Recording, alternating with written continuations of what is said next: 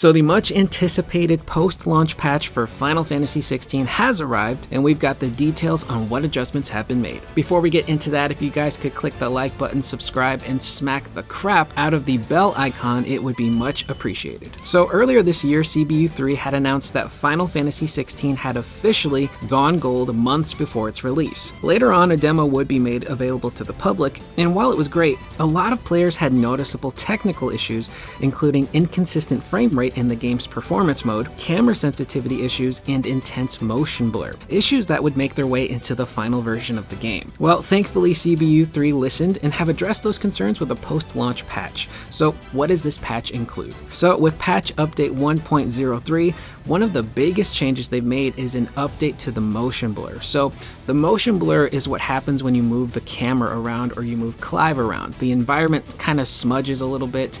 Clive as a character during his attacks will smudge. Everything around him technically has this blur effect, and it's incredibly intense in this game. So they've added a toggle in the systems menu to allow you to adjust it from 0 to 5, 0 being turned off completely and 5 being the maximum motion blur, which is what the game comes with standard. They've also made adjustments to the camera in terms of player following with movement and attack, which some people had some issues with. That wasn't really too big of an issue for me, but some people found it annoying because the camera would automatically change perspective and follow Clive when they didn't need it to during battles, which can cause you to get killed or take unnecessary damage. They've also made changes to the maximum setting of the camera sensitivity, horizontal as well as vertical, which again, I didn't really have too much issue with, but a lot of people out there love to have control over the speed and sensitivity of their camera effects, and it can make for smoother gameplay for a lot of people. This one is nice. They've added 3 new controller layouts, D, E, and F. They've corrected issues with stability on some menus, which I didn't have an issue with any menu stability, no game crashes, no frame drops when I was in the menu, so that's an interesting one.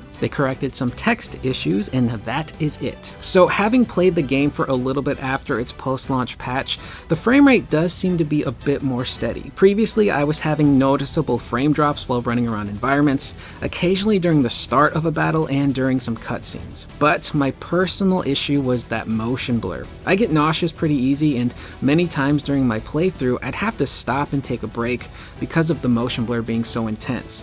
The effect was applied to everything as well, like I mentioned before, the environment, Clive, his actions, Torgal, everything around you. So in the video footage I have here, you can see the varying degrees of motion blur and their effects. And having played around with the slider, I think I'll be keeping my motion blur off. I think the game looks better that way. The added control schemes are a nice addition as well, with one of the most noticeable changes being the swap between icon feeds and evading, the former being mapped to R1 and the latter being mapped to circle. Now you can use evade on circle instead of R1, which is what I wanted from the get-go. Almost every action game I've played within the last few years usually maps evasion to circle, so having to retrain my brain to use R1 instead took some getting used to and led to many instances where I would accidentally Phoenix shift towards an enemy when I meant to evade. So all in all, these changes are great.